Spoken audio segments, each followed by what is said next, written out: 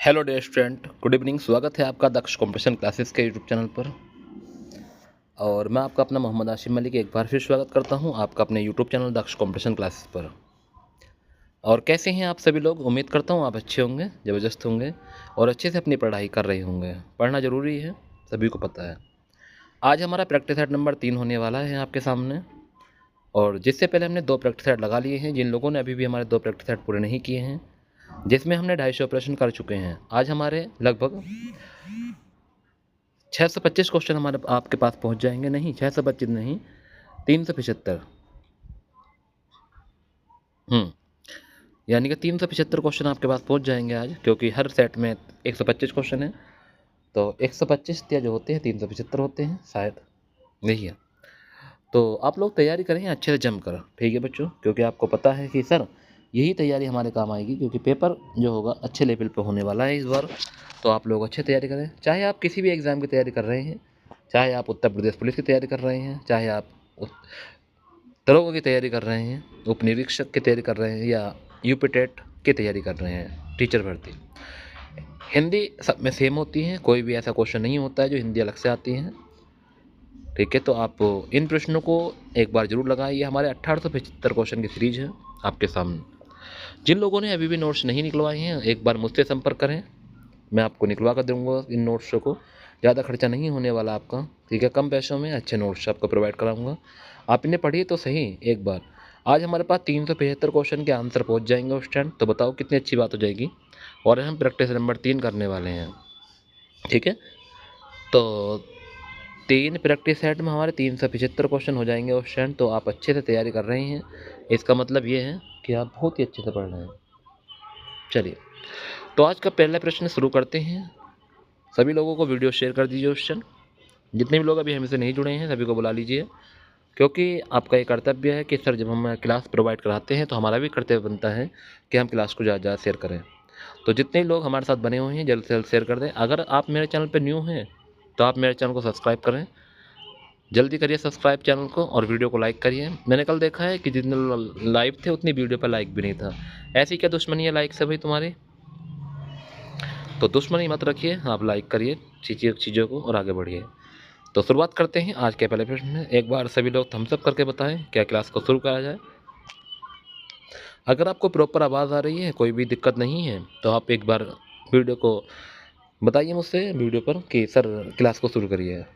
चलिए, तो शुरुआत करते हैं आज के पहले प्रश्न पे। और आज का पहला प्रश्न आपके सामने है। और क्या है हमारा पहला प्रश्न? देखते हैं प्रैक्टिस सेट नंबर 3। सभी स्टूडेंट अपने अपने प्रैक्टिस सेट को खोल लीजिए और देख लीजिए पहला क्वेश्चन। और बहुत ही महत्वपूर्ण प्रश्न आज हम कराने वाले हैं उस टाइम।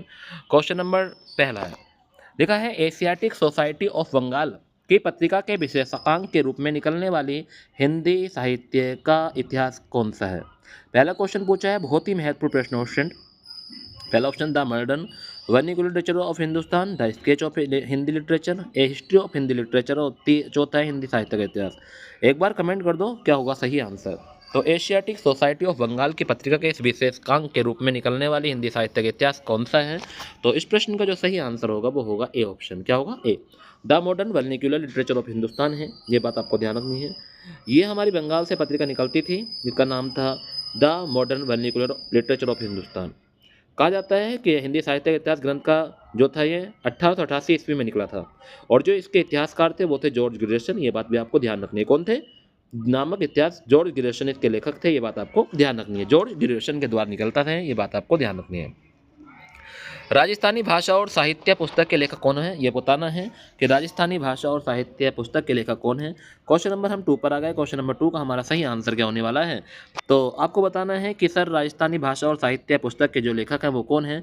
तो पहला ऑप्शन है मुनीजिन विजय, दूसरा है मोतीलाल मिनेरिया, और तीसरा है टीकम सिंह तोमर, और चौथा है पंडित गौरीशंकर हरिचंद्र ओझा। एक बार कमेंट करो अगर आपको पता है सही आंसर, तो एक बार जल्दी बताएंगे मुझे। नहीं पता तो मैं आपको बताता हूं। तो इस प्रश्न का जो सही आंसर होगा वो होगा मोतीलाल मुनेरिया। क्या हो जाएगा? मोतीलाल मुनेरिया हो जाएगा इस प्रश्न का सही आंसर। ऑप्शन नंबर बी हमने लगाया बच्चों, बहुत अच्छा है। तो कहा जाता है कि जबकि वीर का काव्य 1954 में लेखक डॉक्टर टीकम सिंह तोमर हैं। ये आपको राजस्थानी भाषा का साहित्य का लेखक जो है वो मोतीलाल मुनेरिया है। इसके द्वारा रचित अन्य साहित्य ग्रंथ राजस्थानी पिंगल साहित्य भी है, ठीक है? ध्यान रखना है। नेक्स्ट, बिहारी का गागर में सागर भरने का जो गुण इतना प्रसिद्ध है वह बहुत कुछ रूढ़ि की स्थापना से ही संभव हुआ है। यह कथन किस लेखक का है? वाह, गजब क्वेश्चन है कि बिहारी का जो गागर में सागर भरने का जो गुण है इतना प्रसिद्ध, वह बहुत कुछ रूढ़ि की स्थापना से ही संभव हुआ है। यह कथन किस लेखक का है, ये पूछा है। तो आप जानते हैं इस प्रश्न का सही आंसर क्या होगा। यह जो कथन है वो है रामचंद्र शुक्ल का। ऑप्शन नंबर बी लगा देंगे। किसका है? रामचंद्र शुक्ल। इन्होंने कहा कि बिहारी का गागर और सागर में भरने का जो गुण इतना प्रसिद्ध हुआ है, वह बहुत कुछ रूढ़ियों की स्थापना ही संभव हुआ है। यह कथन आचार्य रामचंद्र शुक्ल का है। शुक्ल जी ने बिहारी को राष्ट्रवादी माना है, ध्यान रखना, बिहारी को राष्ट्रवादी माना है शुक्ल जी ने। देखिए, आचार्य रामचंद्र शुक्ल ने बिहारी को राष्ट्रवादी भी माना है, ये बात आपको ध्यान रखनी है। क्वेश्चन नंबर 4 पर हम आ गए हैं। क्वेश्चन नंबर 4 है कि रामचंद्र शुक्ल ने हिंदी साहित्य का इतिहास में देव के कितने ग्रंथों को उल्लेख किया? वाव, गजब क्वेश्चन है। क्वेश्चन नंबर 4, क्वेश्चन नंबर 4 का हमारा सही आंसर बताएंगे। रामचंद्र शुक्ल ने हिंदी साहित्य के इतिहास में देव को 23 ग्रंथों को उल्लेख किया है। देव के कितने ग्रंथों का? 23। ऑप्शन नंबर बी लगा देंगे, 23। और इसमें कहा जाता है कि सर्वप्रथम शिव सिंह सेंगर ने देव की रचनाओं की संख्या 72 में बताई थी, और कुछ विद्वानों ने इसकी संख्या 52 ग्रंथों को उल्लेख भी किया है। ठीक है, कुछ विद्वानों ने इनके 52 ग्रंथों का उल्लेख भी किया है, ये बात आपको ध्यान रखनी है। ठीक है, तो बिहारी या तो रामचंद्र शुक्ल ने हिंदी साहित्य के इतिहास में देव के 23 ग्रंथों को उल्लेख किया है। सर्वप्रथम शिव सिंह सेंगर ने देव की रचनाओं की संख्या 72 बताई है, और कुछ विद्वानों ने इसके 52 ग्रंथ यानी 52 ग्रंथ का भी उल्लेख किया है, ये बात आपको ध्यान रखनी है। नेक्स्ट है, महाराज जसवंत सिंह के द्वारा रचित लक्ष्मण ग्रंथ का नाम क्या था? वाह, गजब क्वेश्चन है। क्वेश्चन नंबर 5 आ गए हैं। क्वेश्चन नंबर 5 का जो सही आंसर है वो हो जाएगा भाषा भूषण। इसमें कहा जाता है कि जो भाषा भूषण है वो जसवंत सिंह द्वारा हिंदी साहित्य प्रथम आचार्य व शिक्षक के रूप में प्रसिद्ध है। इन्होंने भाषा भूषण के 252 दोहों के में अलंकारों का परिचय देते हुए निरूपण किया है। ठीक है, ध्यान रखना है, 252 दोहों के अलंकारों के रूप में परिचय देते हुए निरूपण किया है, ये बात आपको ध्यान रखनी है। कुमारपाल प्रतिबोध किसकी रचना है? क्वेश्चन नंबर 6 पर आ गए हम।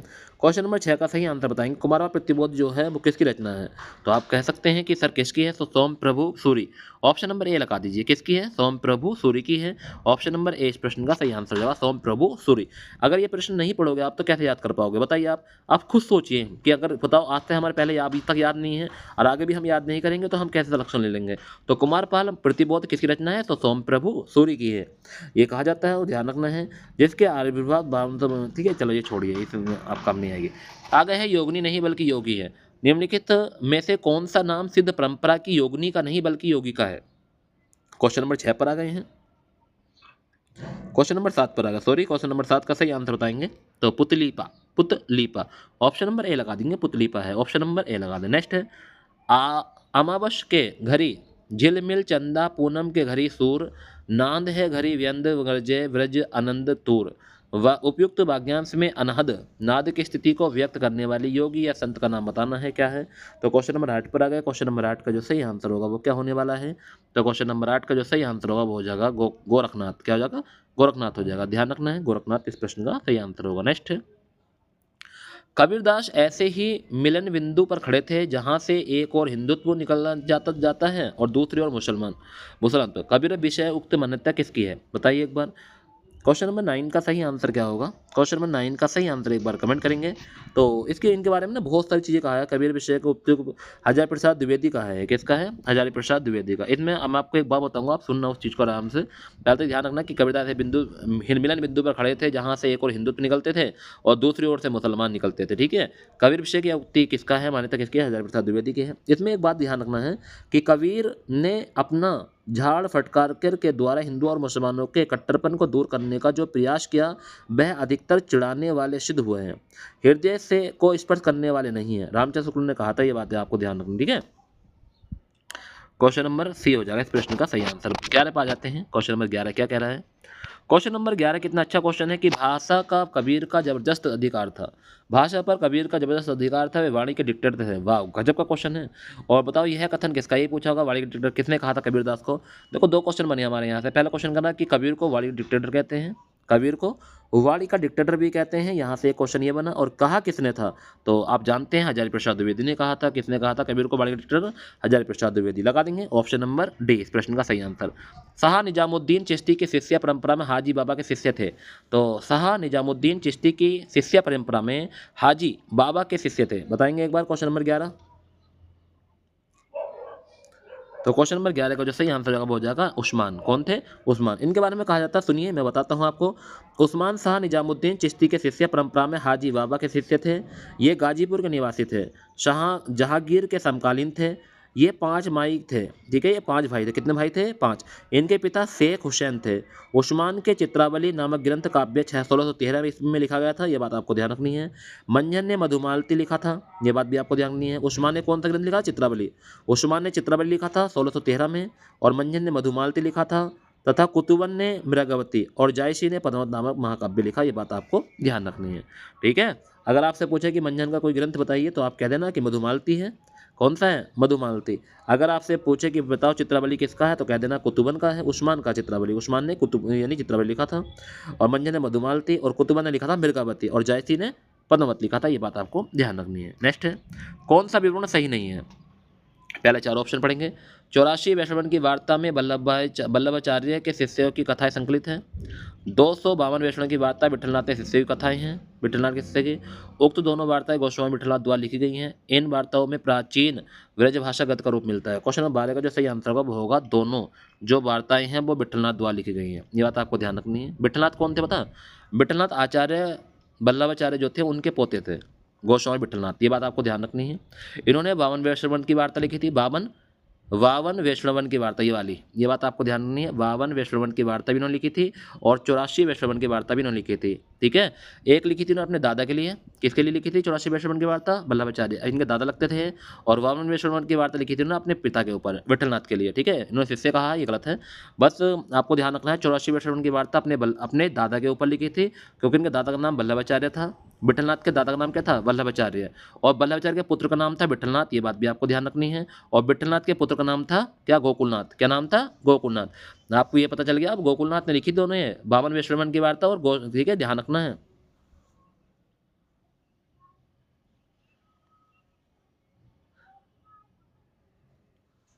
तो ये आपको ध्यान रखना है, गोकुलनाथ को ही विठलनाथ के रूप में जानते हैं, ठीक है, ये बात भी आपको ध्यान रखनी है। तो आपको ध्यान रखना सही नहीं है। अच्छा, सही नहीं है, हाँ, तो गोकुलनाथ नहीं आएगा यहाँ पे, आपको ध्यान रखना है। यहाँ पे जो आता है ना वो आता है विठलनाथ, नहीं आता, गोकुलनाथ आएगा यहाँ पे। अच्छा, मैंने क्वेश्चन ऊपर नहीं पढ़ा, सही नहीं पूछा है, सॉरी क्वेश्चन यहाँ पे विवरण पूछा, सही नहीं है। तो आपको ध्यान रखना, 84 वैष्णवन की वार्ता बिलोचक शिष्यों को संकलित, ये सही है। 252 की वार्ता विठल शिष्यों को, ये भी सही है। इन वार्ताओं में प्राचीन कथा, ये भी सही है। तीनों सही है, बस कौन सा गलत है? सी ऑप्शन गलत है। क्यों गलत है? क्योंकि यहाँ गोस्वामी विठलनाथ के गोकुलनाथ आएगा। ये कितने लिखे थे? गोकुलनाथ ने। गोकुलनाथ कौन थे? विठलनाथ के पुत्र थे, और वल्लभाचार्य के पोते थे, ये बात आपको ध्यान। अब समझ में आ गई बात कि सर यहाँ पर गोस्वामी विठलनाथ ना आकर गोकुलनाथ आता, क्योंकि विठलनाथ के तो ऊपर इन्होंने लिखी थी भाषण, ये वाली इनके शिष्य के ऊपर, ये लिखी थी इनके वल्लभाचार्य के शिष्य के ऊपर, ठीक है। तो सी ऑप्शन गलत हो जाए। नेक्स्ट है, भारतेंदु जी किस प्रकार वर्तमान गद्य भाषा के स्वरूप प्रतिष्ठापक थे, उसी प्रकार वर्तमान साहित्य परंपरा के प्रवर्तक हैं। यह कथन किसका है? क्वेश्चन नंबर 13 पर आ गए। क्वेश्चन नंबर 13 का जो सही आंसर होगा वो हो जाएगा आचार्य रामचंद्र शुक्ल, ऑप्शन नंबर सी लगा दीजिए, ठीक है। नेक्स्ट, अयोध्या सिंह उपाध्याय हरिऔध की कृति प्रिय विश्वास में राधा का परंपरा में एक भिन्न रूप भी है। वाव, कितना गजब क्वेश्चन है, बताओ। पहले देखो यहाँ से 2 क्वेश्चन मिले। पहला क्वेश्चन ये मिला कि अयोध्या सिंह उपाध्याय हरिऔध की कृति का नाम बताओ, तो प्रिय प्रवास क्या है? फिर यह खड़ी बोली का प्रथम, ठीक है, ध्यान रखना, ग्रंथ था प्रिय प्रवास। और ये कई पिछली बार अभी जो पेपर हुआ था यूपीएसआई का और 2021 में, उसमें भी पूछा गया है। और जो आपको उत्तर प्रदेश पुलिस में उसमें तो पहले नंबर में मिला, सही है, ध्यान रखना। प्रिय प्रवास किसने लिखा? अयोध्या सिंह उपाध्याय का है, हरिऔध भी बोलते हैं। हाँ, यहाँ पे 3 क्वेश्चन बन गए बच्चों। देखो, पहला क्वेश्चन अयोध्या सिंह उपाध्याय को किस नाम से जानते हैं? हरिऔध भी कहते हैं। दूसरा क्वेश्चन प्रिय प्रवास किसका है? अयोध्या सिंह उपाध्याय का है। तीसरा क्वेश्चन परंपरा में एक विभिन्न रूप भी है, वह कौन सा है? यही मिल गया आपको, बताओ। क्वेश्चन नंबर 14 का जो सही आंसर होगा बच्चों वो क्या होने वाला है, एक बार कमेंट कर दो अगर आपको पता है तो। पढ़ा करो बच्चों, पढ़ा करो, मैं तो यही कहूँगा, पढ़ा करो आप लोग, ठीक है। आप लोग पढ़ते क्यों नहीं हो मेरे भाई? आप जब नहीं पढ़ोगे तो क्या हो जाएगा? देखो, फिर समाज सेविका है, ठीक है, समाज सेविका। प्रिय प्रवास में राधा का परंपरा भिन्न रूप है, यह भी समाज सेविका का है। हरिऔध के 3 प्रबंध काव्य भी लिखे हैं, जिसका नाम है प्रिय प्रवास, एक का नाम है परिजात, एक का नाम है वैदिक वनवास, ठीक है। एक तो प्रिय प्रवास हो गया, एक है परिजात। प्रिय प्रवास लिखा था 1914 में, परिजात ने लिखा था 1937 ईस्वी में, और वैदिक वनवास है 1940 का। ये बात भी आपको ध्यान रखनी है, ये इनके प्रबंध काव्य कहलाते हैं, प्रबंध काव्य कहते हैं इनके, ठीक है। प्रिय प्रवास, परिजात और वेदी वनवास, वेदी वनवास बोलते हैं। ये बताओ और क्या व्याख्या करूं बच्चों, आप सुनिए तो सही अच्छे से। निराला की निम्नलिखित पंक्तियाँ उनकी किस कविता से ली गई हैं? यह है उपाय कहे उठे राम, जो मंद्रित घन कहती थी माता मुझको, सदा राजीव न्याय। बताओ एक बार सही आंसर क्या होने वाला है? क्वेश्चन नंबर 15 पर आ गया। क्वेश्चन नंबर 15 का जो सही आंसर होगा वो क्या होगा? तो ये है आपके राम की शक्ति पूजा से ली गई है। ऑप्शन नंबर सी लगा देंगे, राम की शक्ति पूजा। ऑप्शन नंबर सी लगा दो बच्चों इसका।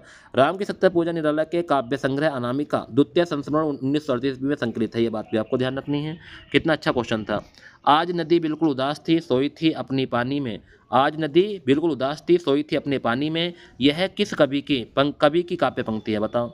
अगर नहीं पढ़ोगे तो नहीं होगा कुछ भी। मैं तो पहले ही कहता हूँ साफ साफ, क्योंकि मैं साफ बोलने ही फ़ायदा लगता है।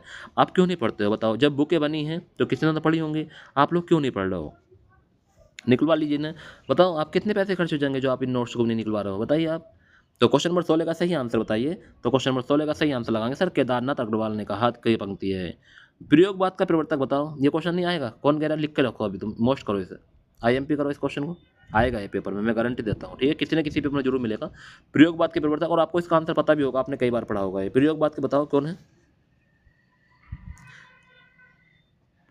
तो आप जानते हैं कि जो हैं सच्चिदानंद हिरण्य भाष्यन अज्ञ, इनको प्रयोगवाद का प्रवर्तक माना जाता है। ये बात आपको ध्यान रखनी है। प्रयोगवाद का जो आरंभ हुआ था 1943 ईस्वी में हुआ था। ये बात भी आपको ध्यान रखनी है। ठीक है। और अज्ञन्य के संपादक में प्रकाशित तार सप्तक में माना जाता है। तार सप्तक में 7 कवि होते हैं। ये बात भी आपको ध्यान रखनी है। तार सप्तक में कितने होते हैं? 7। और जो अष्टाव होता है उसमें 8 कवि होते हैं। अष्टाव की स्थापना 1565 में हुई थी। ये बात आपको ध्यान रखनी है। ठीक है। नेक्स्ट अगले क्वेश्चन पर आते हैं। कितने क्वेश्चन हो चुके हैं हमारे? अभी हमारे 17 क्वेश्चन हुए हैं बच्चों। कितने? 17। 18 पे आ गए। सहमति नहीं है, यह समकालीन शब्द नहीं है। सहमति नहीं, यह समकालीन शब्द नहीं। इसे वालिगो के बीच चालू मत करो। इसे वालिगो के बीच चालू मत करो। यह पंक्ति कविता में से है। अकाल दर्शन, नक्सलवाड़ी, रोटी और संतत और मोचीराम। एक बार कमेंट करेंगे क्वेश्चन नंबर 18 का सही आंसर। क्वेश्चन नंबर 18 का सही आंसर नक्सलवाड़ी से हो जाएगा। ऑप्शन नंबर लगा देंगे, वी ऑप्शन लगा देंगे। नक्सलवाड़ी से है, ध्यान रखना, नक्सलवाड़ी। Option number B. ठीक है, ध्यान रखना है। ऑप्शन नंबर 20 प्रश्न का सही आंसर होगा। बहुत बढ़िया। रामचंद्र शुक्ल जी के अनुसार खड़ी बोली गद्य की पहली रचना कौन सी? वाव। बताओ, इसे मोस्ट करो क्वेश्चन को। क्वेश्चन नंबर 19 को मोस्ट करिए। यहाँ आईएमपी लगा लीजिए कि मोस्ट है क्वेश्चन इसे। ये बहुत ही मोस्ट क्वेश्चन चल रहे हैं, इन्हें पढ़ो अच्छे से, फिर टेस्ट दो, फिर पढ़ो, फिर टेस्ट दो। तो रामचंद्र शुक्ल जी के अनुसार खड़ी बोली गद्य की पहली रचना कौन सी थी? ये पूछा है। तो क्वेश्चन नंबर 19 का सही आंसर बताएंगे। तो क्वेश्चन नंबर 19 का जो सही आंसर हो जाएगा वो हो जाएगा चंद छंद वर्ण की महिमा। ऑप्शन नंबर ए लगा देंगे, चंद छंद वर्ण की महिमा हो जाएगा। ऑप्शन नंबर ए, ध्यान रखना है। क्वेश्चन 19 का जो सही आंसर होगा ऑप्शन नंबर ए हो जाएगा। ये बात आपको बहुत ध्यान रखनी है। आचार्य रामचंद्र शुक्ल अकबर के समय के गंग कवि द्वारा रचित चंद छंद वर्ण की महिमा की खड़ी बोली गद्य का प्रारंभ मानते हैं। ये बात आपको ध्यान रखनी है। ठीक है। यह समय पराजय की, भय की, संशय की, भर गए तिमिर से ये सूने गलियारे, जिसमें बूढ़ा झूठा भविष्य याचक सा भटक रहा टुकड़ों को हाथ पसारे।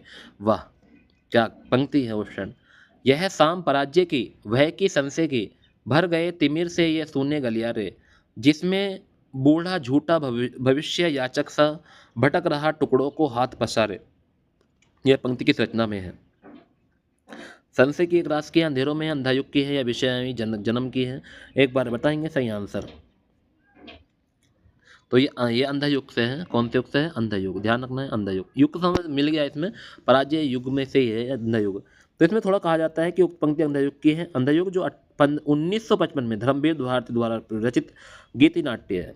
ठीक है, कब निकला था ये अंधा युग किसकी है? धर्मवीर भारती का। ये भी आपको ध्यान रखना है। 1955 ईस्वी में प्रकाशित हुआ था और ये गीति नाट्य है। क्या है? गीति नाट्य। इसका कथनक महाभारत के अंतिम दिन पर आधारित है। इसका जो कथानक है वो महाभारत के अंतिम दिन पर आधारित है।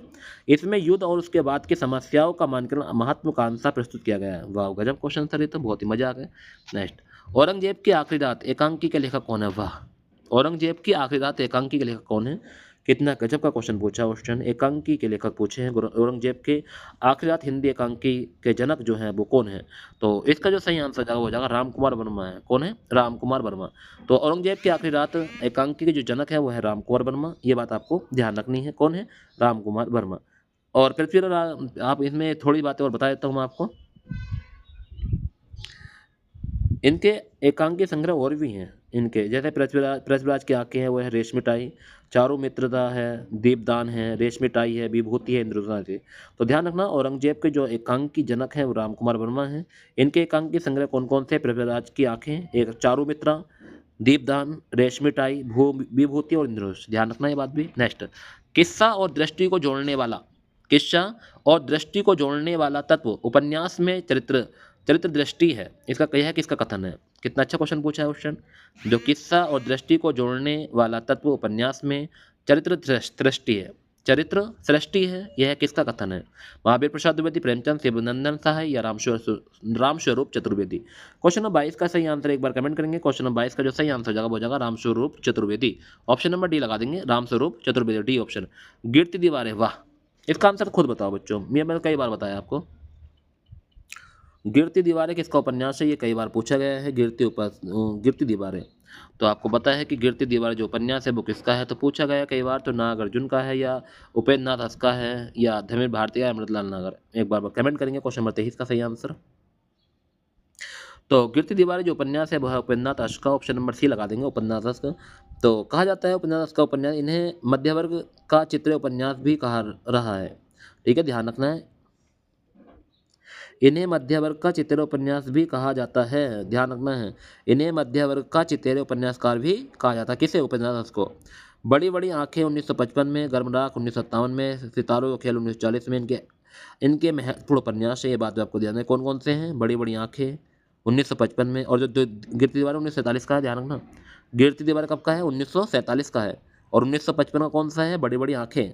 और गर्मराख 1957, सितारों का खेल 1940, इसके महत्वपूर्ण उपन्यास है। किसके? उपन्यास के। ये बात आपको ध्यान में। राधा कृष्ण ने गौवध की समस्या का निवारण करने हेतु कौन सा उपन्यास लिखा था? वाह, राधा कृष्ण ने गौवध की समस्या का निवारण करने हेतु कौन सा उपन्यास लिखा था? पता है आपको? आज तक नहीं पता होगा, आज पता चल जाएगा। आप अब आज क्या आज भूलोगे नहीं, कहोगे कि राधा कृष्ण ने जो गौवध की समस्या का निवारण था उसके लिए उपन्यास लिखा था, उसका नाम था Nissahay Hindu. Nissahay Hindu, option number A. ठीक है, इसमें कहा गया था कि राधाकृष्ण दास ने उपन्यास निसहाय हिंदू में गौवध की समस्या का निवारण करने हेतु प्रयास किया गया था, जबकि भूतनाथ उपन्यास देवकीनंद खत्री द्वारा लिखा गया है और आदर्श हिंदू उपन्यास लेखक लज्जाराम मेहता के द्वारा लिखा गया है। ये बात आपको ध्यान रखनी है। क्वेश्चन नंबर जो 25 है ये बहुत ही महत्वपूर्ण क्वेश्चन है, इसे आप मोस्ट कर लेना मेरे कहने से। ठीक है, अगर आप मेरे चैनल पर अभी भी नए नए आए हैं तो आपने अगर मेरे चैनल को सब्सक्राइब नहीं किया तो प्लीज़ चैनल को सब्सक्राइब करें और आगे भी शेयर करना उन दोस्तों को जो अभी हमसे नहीं जुड़े हैं। ऑप्शन अगर कहीं कमी लग रही है तो बताइए, और क्या कर सकता हूँ आपके लिए। ठीक है, कैसे टाइम निकाल रहा हूँ, कैसे मैनेज कर रहा हूँ, आप सभी लोग जानते हैं कि सर 1 घंटा लगातार एक जगह बैठ कर पढ़ना और बताना समझाना ये बहुत बड़ी दिक्कत होती है। ठीक है बच्चों, मगर फिर भी मैं कोशिश कर रहा हूँ कि ये 15 सेट आपको जल्द से जल्द कराऊँ। उसके बाद में मैं आपको प्रैक्टिस के रूप में ये टेस्ट फिर आपसे यानी कि टेस्ट के रूप में लूँ और आप मुझे मेहनत करके दिखाएं कि लो सर 125 क्वेश्चन का मामूली नहीं होते हैं, ये आप भी जानते हैं, बहुत क्वेश्चन होते हैं 125, ये बात आप भी जानते हैं। अगर आपने अभी भी अपने दोस्तों को नहीं जोड़ा है, वीडियो को शेयर नहीं किया है, अगर आपने अभी भी मेरे चैनल को सब्सक्राइब नहीं किया है, अगर आपने अभी भी वीडियो को लाइक नहीं किया है, अगर आपने अभी भी वीडियो को शेयर नहीं किया है तो प्लीज़ आप शेयर करिए वीडियो को। अगर आपने अभी भी आंसर बताने का प्रयास नहीं किया है तो आप आंसर बताने शुरू करिए। अगर आपने अभी भी ये नोट्स नहीं निकलवाए हैं तो प्लीज़ नोट्स निकलवा लीजिए। अगर आप चाहते हैं पढ़ना तो पढ़िए, अच्छे से पढ़िए, कमाल से पढ़िए, नंबर आना चाहिए, ऐसा नहीं कि बातों में ही रहे। ठीक है, पढ़िए ना, अगर पढ़ना है तो दिल लगा कर पढ़िए क्योंकि आपका नंबर आना चाहिए। ठीक है, मैं तो यही कहूँगा और यही मेरी रिक्वेस्ट होती है हर बच्चे से कि अगर आप पढ़ना चाहते हैं तो दिल लगा कर पढ़िए, ऐसा नहीं कि एक ध्यान यहाँ है एक ध्यान और कहीं है। सारा ध्यान मेरे ही पास रखिए और अच्छे से पढ़िए। इनने क्वेश्चन पूछा है कि कहानी प्रेमचंद द्वारा लिखित नहीं है, कौन सी नहीं है? पत्नी है, पूछ की रात है, कफन है, कजाकी है। एक बार सही आंसर मुझे बता दो, क्या हो जाएगा इस प्रश्न का सही आंसर? तो पत्नी जो कहानी है वो प्रेमचंद द्वारा लिखित नहीं है। कौन सी? पत्नी।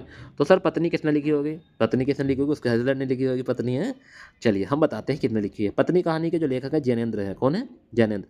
जबकि पूस की रात, कफन तथा कागजी कजाकी कहानी के लेखक प्रेमचंद है। प्रेमचंद द्वारा अन्य जो कहानियाँ हैं वो है आत्मरंग, आत्माराम, दो बैलों की कथा, इस्तीफा, ईदगाह, गुल्ली डंडा, ठाकुर का कुआं आदि। ध्यान रखना, ठाकुर का कुआं आदि। तो जो प्रेमचंद ने नहीं लिखी है वो है पत्नी, और कितने लिखी है? जैनेन्द्र कुमार ने लिखी है भैया, ध्यान रखना। जैनेन्द्र का, जैनेन्द्र तेज आदमी होंगे, ध्यान रखना है, नहीं ऐसे नहीं लिखते पत्नी के ऊपर कहानी, ध्यान रखना है। कविता की नई तारीख है, किसकी कहानी है बताओ? पढ़े आज ना? आज तक क्वेश्चन ये नहीं पढ़े ना? कविता की नई तारीख किसकी कहानी है बताएं? क्वेश्चन नंबर 26 का सही आंसर। अगर आपने पढ़े तो आंसर बताओ। तो इसका सही आंसर हो जाएगा सर काशीनाथ सिंह। क्या हो जाएगा? Kashinath Singh. Option number B लगा देंगे सर, काशीनाथ सिंह। नेक्स्ट है, नया रास्ता कहानी के लेखक बताने हैं, कौन होंगे नया रास्ता? रामचंद्र निरंजनी, राम प्रसाद पहाड़ी, डॉक्टर सत्य प्रकाश शंकर या इस्मत चुगताई चुगताई। एक बार कमेंट करो क्वेश्चन नंबर 27 का सही आंसर क्या हो जाएगा?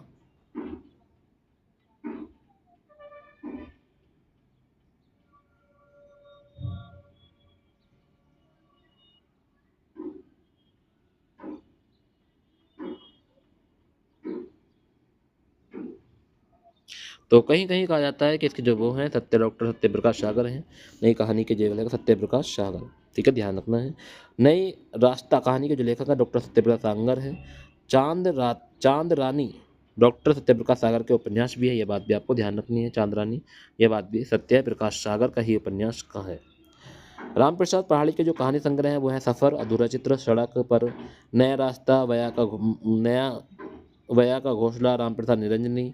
हिंदी साहित्यकार थे, ये हिंदी के प्रथम प्रौढ़ गद्य लेखक भी हैं, ये बात आपको ध्यान। राम प्रसाद जो पहाड़ी हैं ये हिंदी के प्रथम प्रौढ़ यानी अधिक उम्र के गद्य लेखक भी कहलाते हैं, ये बात आपको ध्यान रखनी है। नेक्स्ट है, नया रास्ता डॉक्टर सत्य प्रकाश शंकर की है, ये बात आपको ध्यान रखनी है। क्वेश्चन नंबर 28 पर आ गए। पंडित प्रताप नारायण मिश्र और पंडित बालकृष्ण भट्ट ने हिंदी गद्य साहित्य में वही काम किया है जो अंग्रेजी गद्य साहित्य में एडिशन और स्टील ने किया था। यह कथन किसका है? वाह गजब क्वेश्चन है। क्वेश्चन नंबर 28, क्वेश्चन नंबर 28 का आंसर जल्दी जल्दी बताइए। और आपको बताया कि रामचंद्र शुक्ल का ही होगा कथन, ये Ramchandra Shukla, option number A लगा देंगे sir, Ramchandra Shukla. Question number 30 पर आ गए हैं और क्वेश्चन नंबर 30 का जो सही आंसर होगा वो क्या होने वाला है, जल्दी बताइए। लंका की एक रात, वाह, लंका की एक रात के निबंधकार कौन है? निबंधकार, लंका की एक रात निबंधकार कौन है? क्वेश्चन नंबर 29 का सही आंसर बताएंगे। क्वेश्चन नंबर 29 का जो सही आंसर होगा वो क्या होगा? कुबेरनाथ राय हैं सर, कुबेरनाथ राय, ऑप्शन नंबर बी हो जाएगा। उपनिवेश में स्त्री की लेखिका, उपनिवेश में स्त्री की लेखिका कौन है ये बताना है। प्रेमा खेतान, नासिरा शर्मा, क्षमा शर्मा, ममता कालिया। फिर उपनिवेशों में स्त्री, उपनिवेशों में स्त्री, क्वेश्चन नंबर 30 पर आ गया। क्वेश्चन नंबर 30 का जो सही आंसर होगा वो होगा प्रभा खेतान, प्रभा खेतान हो जाएगा, ऑप्शन नंबर ए लगा देंगे। उनकी आलोचना की प्रमुख विशेषता यह है कि उनकी अनाविल दृष्टि और निर्मल विवेचना, यह कथन किस आलोचक का है बताएंगे एक बार। क्वेश्चन नंबर 31 का सही आंसर, तो क्वेश्चन नंबर 31 का जो सही आंसर हो जाएगा वो क्या होने वाला है, एक बार कमेंट करेंगे सभी स्टूडेंट, क्या हो जाएगा क्वेश्चन नंबर 31 का सही आंसर। तो क्वेश्चन नंबर 31 का सही आंसर विश्व प्रसाद मिश्र का है, विश्वनाथ प्रसाद मिश्र का है, ये ध्यान रखना है। नेक्स्ट है, शांति प्रिय द्विवेदीकृत ब्रज परिव्राजक की प्रजा क्या है? शांति प्रिय द्विवेदीकृत परिव्राजक की प्रजा क्या है? जीवनी है, आत्मकथा है, यात्रा साहित्य, रेखा चित्र है। क्वेश्चन नंबर बी लगा देंगे, यह आत्मकथा है, ऑप्शन नंबर बी लगा देंगे, आत्मकथा। आत्मकथा में लेखक अपने जीवन के प्राय आदोपांत कहानी लिखता है। आत्मसमर्पण में जीवन के एक सीमित खंड के संस्करण लिखता है, यह कथन किसका है? आत्मकथा में लेखक अपने जीवन के प्राय आदोपांत कहानी लिखता है और आत्मसमर्पण में संस्मरण में जीवन के एक सीमित खंड के संस्मरण लिखता है, यह कथन किसका? वाओ, क्वेश्चन नंबर 33 कितना गजब क्वेश्चन पूछे हैं। क्वेश्चन नंबर 33 का सही आंसर बताएंगे, दशरथ ओझा का है, doctor Dashrath Ojha, option number A लगा देंगे, doctor Dashrath Ojha. Question number 33 का सही आंसर ये ऑप्शन हो जाएगा, बिल्कुल सही बात है, दशरथ ओझा का है। नेक्स्ट है, विष्णु प्रभाकर को आवारा मसीहा लिखने में कितना वर्ष लगे? वाह गजब का क्वेश्चन है, दिल जीत लिया भाई। ये क्वेश्चन पूछा गया था एसआई में पिछली बार, रामायण को लिखने में कितना समय लगा था, ये पूछा गया था। अगर आप जानते हैं कमेंट बॉक्स में जरूर बताएं। रामायण को नहीं, रामचरितमानस को, शायद रामचरितमानस को पूछा गया था कि रामचरितमानस को लिखने में कितना समय लगा। अभी ने पूछ लिया विष्णु प्रभाकर को आबारामाशिया लिखने में कितना समय लगा। बताओ, अगर नहीं पढ़ोगे तो कैसे कर पाओगे आप, ये बताओ मुझे, कैसे करोगे आप, बताइए। क्वेश्चन नंबर 34 का सही आंसर, क्वेश्चन नंबर 34 का जो सही आंसर होगा वो होगा 14 वर्ष लगे थे सर। कितने वर्ष? 14 वर्ष लगे थे। आबार मसीहा विष्णु प्रभाकर द्वारा रचित प्रमुख बांग्ला लेखक शरद चट्टोपाध्याय की जीवनी है, ये बात भी आपको ध्यान रखनी है। आबारा मसीहा विष्णु प्रभाकर द्वारा रचित प्रसिद्ध बांग्ला लेखक शरदचंद्र चट्टोपाध्याय की जीवनी है। इस कृति को लिखने में 14 वर्ष का समय लगा था। इसका प्रथम प्रकाशन मार्च 1974 में हुआ था, ये बात आपको ध्यान रखनी है। रामकृष्ण परमहंस के जीवन को लक्ष्य करके लिखी गई पुस्तक हल हल के पंख के लेखक कौन है? वाह, रामकृष्ण परमहंस के जीवन को लक्ष्य करके लिखी गई पुस्तक हलचल के पंख के लेखक बताने हैं, कौन होगा? क्वेश्चन नंबर 35 का सही आंसर बताइए। क्वेश्चन नंबर 35 का जो सही आंसर हो जाएगा वो हो जाएगा मोहन अवस्थी। क्या हो जाएगा? मोहन अवस्थी। पढ़ लेना वो स्टूडेंट सही से, अच्छे से। रधिया महादेवी वर्मा के किस संस्मरण का यह पात्र है? रधिया महादेवी वर्मा के किस संस्मरण की पात्र है? बताएंगे, घीशा, सावरिया, बदलू, रामा। तो बताएंगे क्वेश्चन नंबर 36 का एक बार सही आंसर। क्वेश्चन नंबर 36 का जो सही आंसर होगा वो जाएगा बदलू। क्या हो जाएगा? बदलू। ये बात आपको ध्यान रखनी है। राधिया महादेवी वर्मा के संस्मरण बदलू की पात्र है। इसमें कुम्हार बदलू और राधिया का सरल दायित्व प्रेम प्रकट किया गया है। ठीक है, ध्यान रखना है। और दिए गए सभी संस्मरण अतीत के चलचित्र में संकलित है, ये बात भी आपको ध्यान रखनी है। नेक्स्ट है, संस्मरण साहित्य में महादेवी वर्मा कृत संस्मरण नहीं है। बताएंगे क्वेश्चन नंबर 37 का सही आंसर। तो क्वेश्चन नंबर 37 का जो सही आंसर है वो हो जाए यामा। ध्यान रखना है, यामा। संस्मरण साहित्य में महादेवी वर्मा कृत यामा संस्मरण नहीं है, बल्कि यामा इनकी महत्वपूर्ण कविताओं का संकलन है। ये बात आपको ध्यान रखनी है, महत्वपूर्ण कविताओं का संकलन है यामा। इसके अंतर्गत निहार, रश्मि, नीरजा और संध्या गीत आते हैं। यामा काव्य संकलन पर महादेवी वर्मा को भारतीय ज्ञानपीठ पुरस्कार भी मिला है। यह बात आपको ध्यान रखनी है। प्रज्ञा प्रभा में संकलित पाठ महाकवि जयशंकर प्रसाद निम्नलिखित किस विधा की रचना है? ये बात आप कमेंट करेंगे। क्वेश्चन नंबर 38 का सही आंसर। तो क्वेश्चन नंबर 38 का जो सही आंसर हो जाएगा वो हो जाएगा रेखा चित्र है। ऑप्शन नंबर ए लगा देंगे, रेखा चित्र, ऑप्शन नंबर ए। नेक्स्ट है, प्रिंस ऑफ वेल्स की भारत यात्रा का विस्तृत और ब्योरेवार वर्णन युवराज की यात्रा शीर्षक ने किसमें किया था? तो प्रिंस ऑफ वेल्स की भारत यात्रा का विस्तृत और ब्योरेवार वर्णन युवराज की यात्रा शीर्षक में किसने किया था? कितना अच्छा क्वेश्चन है। क्वेश्चन 39 वेरी वेरी महत्वपूर्ण प्रश्न हो स्टूडेंट, ये बात आपको ध्यान रखनी है। क्वेश्चन 39 का आंसर बताएंगे। क्वेश्चन 39 का सही आंसर हो जाएगा चंडी प्रसाद सिंह। चंडी प्रसाद सिंह ने किया था। ऑप्शन नंबर सी लगा देंगे, चंडी प्रसाद सिंह। युवराज की यात्रा चंडी प्रसाद सिंह द्वारा लिखित यात्रावृत्त है। यह इस यात्रा में उन्होंने प्रिंस ऑफ वेल्स की भारत यात्रा का विस्तृत और ब्यौरा वर्णन भी किया है। और इसमें पूछा गया है होस्टन और बताया तो आपको यात्रा साहित्य और लेखक मेरी ईरान यात्रा 1930 का है, महेश प्रसाद का है। मेरी ईरान यात्रा महेश प्रसाद का है। और मेरी कैलाश यात्रा सत्यदेव परिवाजक का है। ध्यान रखना, मेरी कैलाश यात्रा कई बार पूछा गया है। मेरी कैलाश यात्रा किसका है? सत्यदेव परिव्राजक का है। ये 1915 में लिखा गया था। और मेरी ईरान यात्रा 1930 का महेश प्रसाद के द्वारा लेखक है इसके। क्वेश्चन नंबर 40 पर आ गए हैं। क्वेश्चन नंबर 40 देखिए। क्वेश्चन नंबर 40 क्या कह रहा है? अरे यायावर रहे याद, रहेगा याद। वाह, ये कई कई बार मैंने बताया आपको। अरे यायावर रहेगा याद में संकलित परशुराम से तुरखम पाठ के संदर्भ में निम्नलिखित में से क्या क्या सही है? एक बार कमेंट करेंगे। क्वेश्चन नंबर 40 का सही आंसर। चार ऑप्शन आपके सामने है। एक टायर की राम कहानी, लेखक के चालक की कहानी, मिस्टर पीटर की कहानी या ब्रह्मपुत्र की कहानी। तो क्वेश्चन नंबर 40 का सही आंसर पहला और दूसरा, ऑप्शन नंबर सी हो जाएगा, पहला और दूसरा। कौन कौन सी कहानी? एक टायर की कहानी और मिस्टर पीटर की कहानी। हिंदी यात्रा साहित्य का जनक किसे कहा जाता है? वाह, ऐसे क्वेश्चन तो पढ़ लिया करो, ये तो कई बार पूछे गए हैं। अगर इन प्रश्नों को अभी नहीं पढ़ोगे कब पढ़ोगे आप लोग? बताओ। क्वेश्चन नंबर 42 पर आ गए। क्वेश्चन 42 का सही आंसर बता दो एक बार। तो हिंदी यात्रा साहित्य आपको बताया राहुल सांस्कृत्यायन होंगे, ऑप्शन नंबर बी लगा देंगे। निम्नलिखित में कौन सा अर्थ दोष के अंतर्गत आता है? कष्ट तत्व, न्यूनतम प्रदन, अप्रयुक्त तत्व या अधिक तत्व। एक बार मैंने क्वेश्चन नंबर 42 का आंसर बताएंगे। और क्वेश्चन नंबर 42 का जो सही आंसर होगा वो क्या होने वाला है? तो कष्ट तत्व, कष्ट तत्व हो जाएगा, कष्ट तत्व, ऑप्शन नंबर ए लगा देंगे। ठीक है।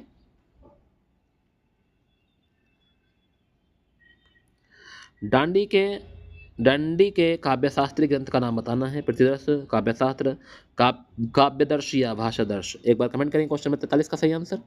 तो क्वेश्चन नंबर 43 का सही आंसर हो जाएगा काव्यदर्श, ऑप्शन नंबर सी लगा देंगे। डंडी के काव्य शास्त्रीय ग्रंथ का नाम है काव्यदर्श। दश कुमार चरितम, अवंती सुंदरी तत्कला, कला परिच्छंद, द्विदर्शनम काव्य विशेष प्रसिद्ध हैं। ये भी आपको ध्यान रखनी है।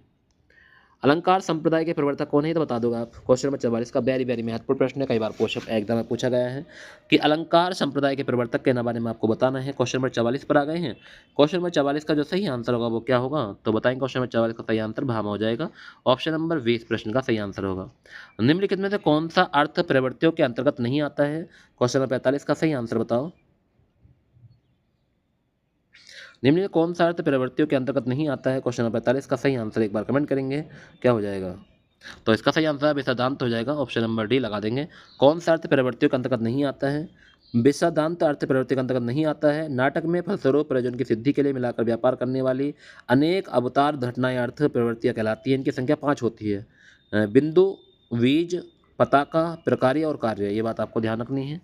तो 3 इसमें लिख रखी हैं, कौन कौन सी? कार्य, पताका और प्रकारी। और 2 बची बीज और बिंदु, ये और होती हैं, ध्यान रखना, बीज और बिंदु। उधर गरजती सिंधु लहरिया, कुटिल काल के जालों सी चली आ रही फेन उगलती, फन फैलाए व्यालों सी। पंक्ति कौन सा रस है? वाह, तो फन फैलाए व्यालों सी समझ गए होंगे। क्वेश्चन नंबर 40 का सही आंसर तो भयानक है सर। कौन सा है? भयानक। देखो लिख रहा फन फैलाए प्यालों से ही भयानक हो जाएगा, डर रहा होगा या देख तो ही।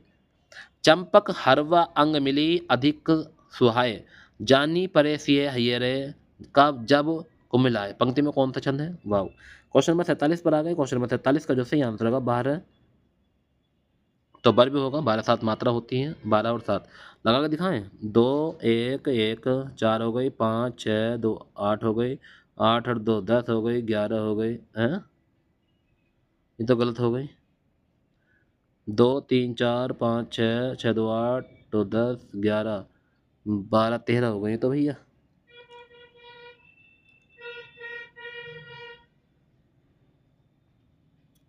अच्छा यहाँ एक लगाएंगे, एक एक एक एक देख, 2 3 4 4 6 2 8 2 10 2 12, ठीक है। 12 एक एक एक 3 हो गई, और 1 4 और 2 6 1 7, सही है 12 7। तो बारह भी हो जाएगा, क्योंकि पहले और तीस, पहले और दूसरे चरण, पहले और तीसरे में होती है 12 12 मात्रा, यानी कि इसमें 12 इसमें 12 और इसमें होती हैं 7 7, तो 12 7 बारह भी होता है। कनक किंकन नूपुर सुनी धुनी कहत लसत सन राम। ये तो कई बार आ गया क्वेश्चन, कई बार। कन कन किंकुन नूपुर धूमी सुनी। क्वेश्चन नंबर 48 का जो सही आंसर लगा देना चौपाई है। इसमें कौन सी है? चौपाई। चौपाई का 16 16 मात्रा होंगी प्रत्येक चरण में। कितनी कितनी मात्रा? 16 16, ठीक है। प्रत्येक चरण में 16 16 मात्रा, 4 चरण होते हैं। यह चौपाई, ठीक है। और यह है सम्माते छंद माते चौपाई, रोला गीतिका और हरि गीतिका, ठीक है। और आल्हा भी, ये भी आपका इसमें आता है सम्मात्रिक में। ये हमारे सम्माते छंद है। कौन कौन से? चौपाई और गीतिका, रोला और हरि गीतिका, ये हमारे सम्मात्रिक है। और सम्मात्रिक हैं दोहा, सोठा, बरबी, उल्लाला। और विषम मात्रिक है कुंडलिया और छप्पे। विषम मात्रिक कौन कौन से हैं? कुंडलिया और छप्पे। कुंडलिया और छप्पे में जो 6 चरण होते हैं, और कुंडली जो है जिससे शुरू होता है उसी पंथ होता है, ये बात आपको ध्यान रखनी है। सबसे अच्छी पहचान क्या है कुंडलिया की? कि जिस शब्द से शुरू होगा उसी पंक्ति में होगा। कुंडलिया के शुरू के 2 दोहा के चरण रहते हैं, अंतिम 4 रोला के रहते हैं, ये बात आपको ध्यान रखनी है। और दोहा और रोला से मिलकर बनता है छप्पे, रोला और उल्लाल से मिलकर बनता है, ये बात आपको ध्यान रखनी है। रोला और उल्लाल से मिलकर बनता है, उसमें भी 6 चरण होते हैं, छप्पे में भी और कुंडलिया में भी 6 चरण होते हैं, दोनों विषम मात्रिक हैं।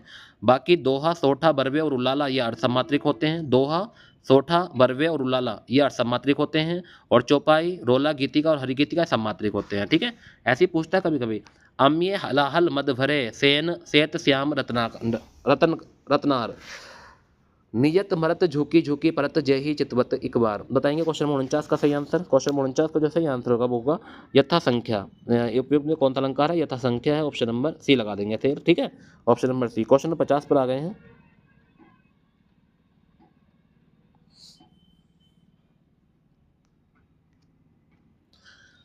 क्वेश्चन नंबर 50 का सही आंसर है गागर। सागर सा गंभीर हृदय सो गिरी सा ऊंचा हो जिसका मन। वाह।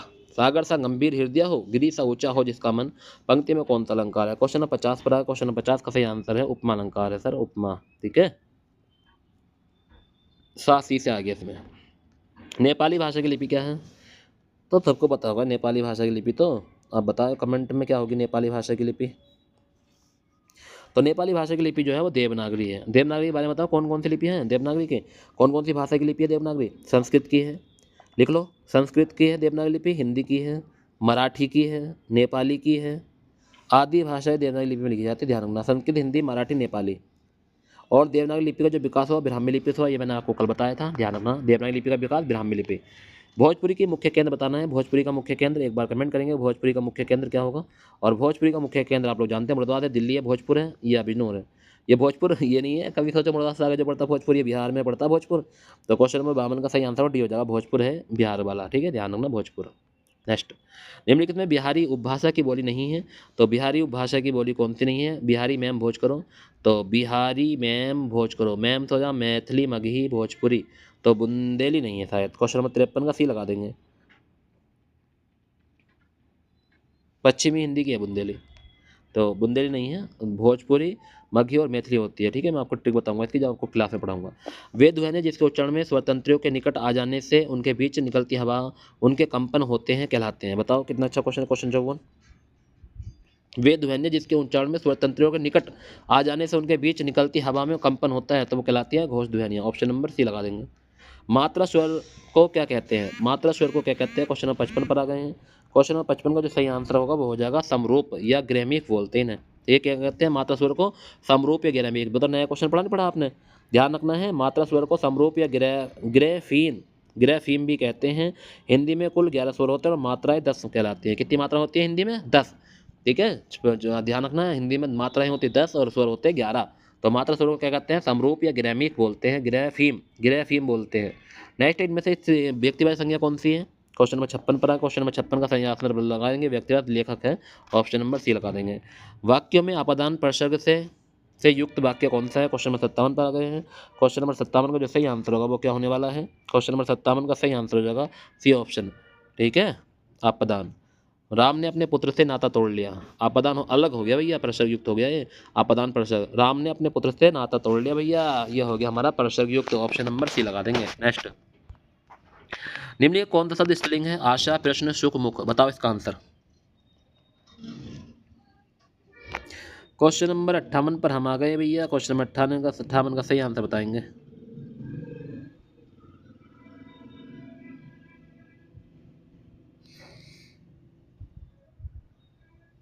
आशा, आशा की गई है, आशा की जाती है, आशा अच्छी है भैया, ऑप्शन नंबर ए लगा देंगे। आशा की गई, ऑप्शन नंबर ए स्त्रीलिंग है। नेक्स्ट, इनमें से कौन सा शब्द सदैव बहुवचन में प्रयोग होता है? प्राण, भक्ति, शिशु, पुस्तकें, तो आप जानती हैं 59 का, तो लगा दो भैया। तो प्राण जो शब्द है वो हमेशा बहुवचन में प्रयोग होता है, प्राण। और बताऊं, जैसे लोग हैं, दर्शन है, आंसू है, दाम है, ओट है, अक्षत है आदि, ये बात आपको ध्यान रखनी, सदा बहुवचन में प्रयुक्त होते हैं। जैसे लोग, दर्शन, आंसू, दाम, ओट, अक्षत।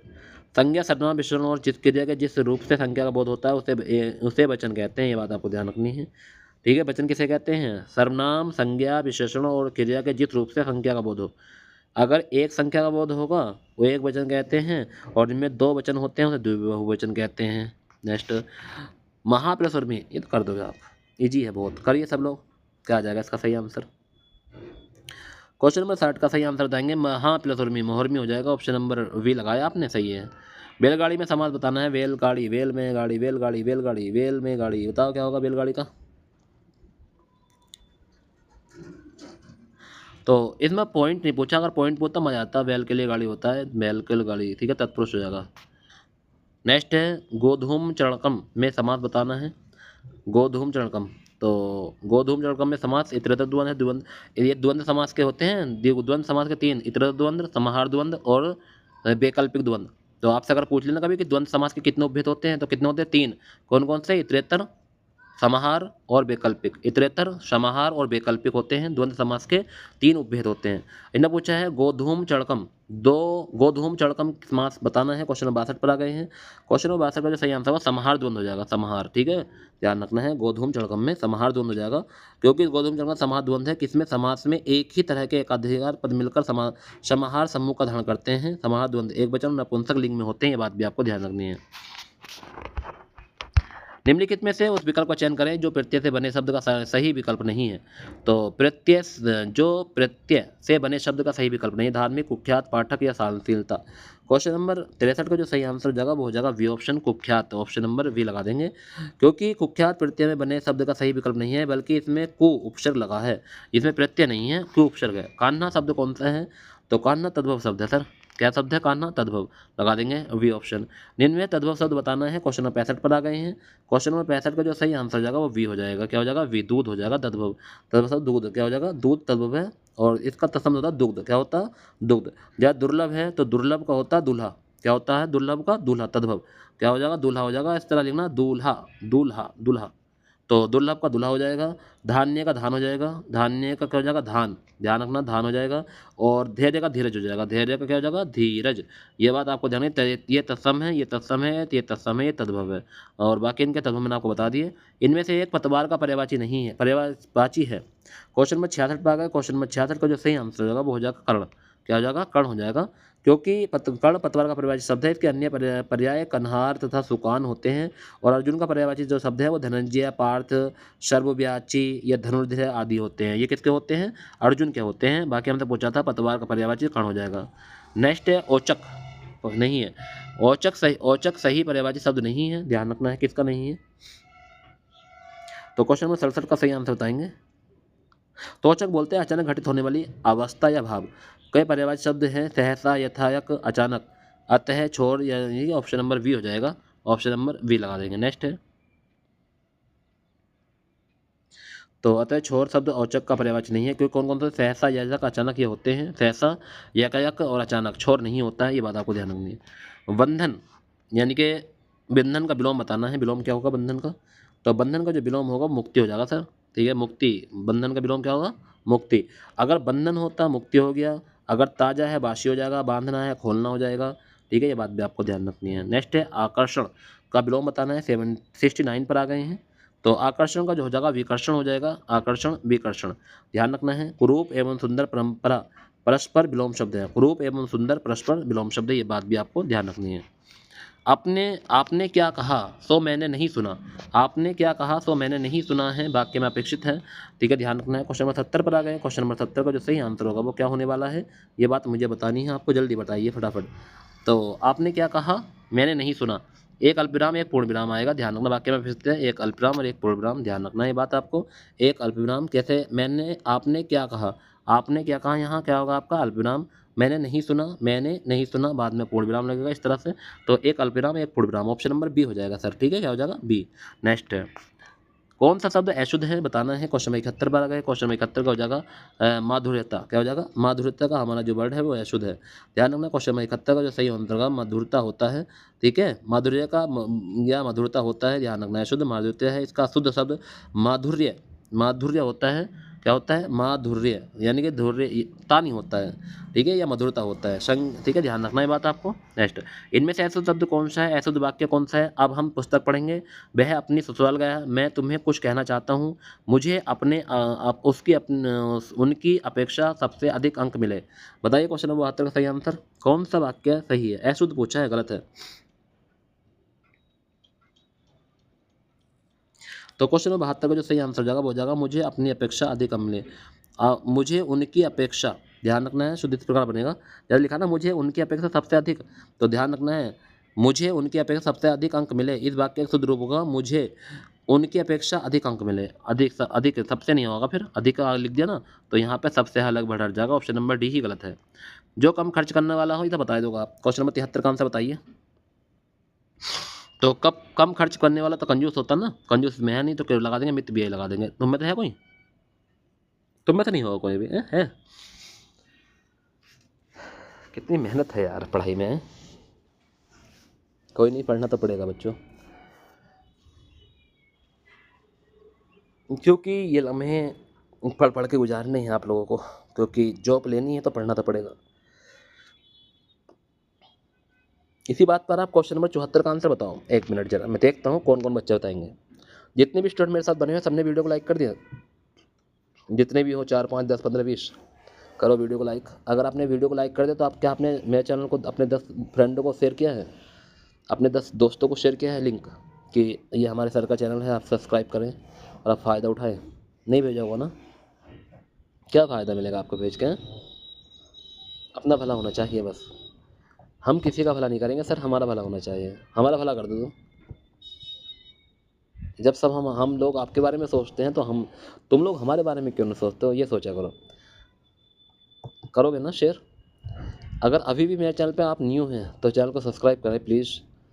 ऐसा नहीं होगा कि आपने किसी रील के चैनल को सब्सक्राइब नहीं किया होगा। इंस्टाग्राम पे कितने लोगों को फॉलो किया होगा आपने, वो मैं जानता हूँ आप लोगों को। ठीक है, कितनी रील देखते होंगे दिन भर में आप। अगर आपको हमारी वीडियो मिल जाएगी, अगर उस आप उसे देख लोगे तो कोई दिक्कत तो आएगी नहीं। तो जितने लोग अभी भी हमारे चैनल को सब्सक्राइब नहीं किया तो प्लीज़ एक बार चैनल को सब्सक्राइब कर लें और जल्दी वीडियो को शेयर कर दें। ठीक है, क्वेश्चन नंबर 74 पर आ गया। क्वेश्चन नंबर 74 का सही आंसर आपने बताया, क्या बताया बताओ।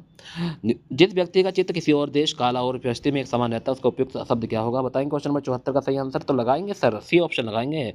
शांत चित्त बोलते हैं उसे, शांत चित्त, ध्यान रखना। वह जो कभी सभी को समान दृष्टि देखता है उसे बोलते हैं समदर्शी। वह जो सभी को समान दृष्टि से, जो इस लोक का ना हो अलौकिक, जो इस लोक का ना हो अलौकिक, जिसका चित्त या ध्यान किसी एक बात में लगा हो स्थिर चित्त, ध्यान रखना है। नेक्स्ट हम ऐसे ही आ जाएंगे 100 क्वेश्चन पे। आगे देखो जल्दी जल्दी करते हैं अब। नर ना बहुत गर्म ना बहुत ठंडा क्या कहलाता बताओ? ना बहुत गर्म ना बहुत ठंडा क्या कहते हैं उसे? एक बार कमेंट करेंगे। ना बहुत गर्म ना बहुत ठंडा होता है शीतोष्ण कहलाता है। क्या कहलाता है? शीतोष्ण, समशीतोष्ण क्या कहेंगे? समशीतोष्ण कहेंगे, बताओ। हाँ, समशीतोष्ण ऑप्शन नंबर डी लगा देंगे सर। 73 का क्या लगाएंगे? ऑप्शन नंबर 75 का डी लगा देंगे।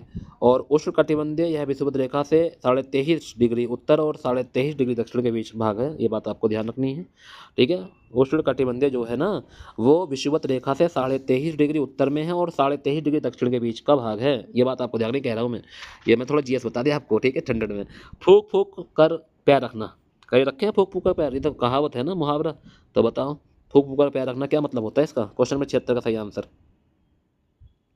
सोच विचार का काम करना भैया, सोच विचार का काम करियो, सोच विचार का काम करना है, फॉर्म भरने से पहले पढ़ना भी पड़ेगा।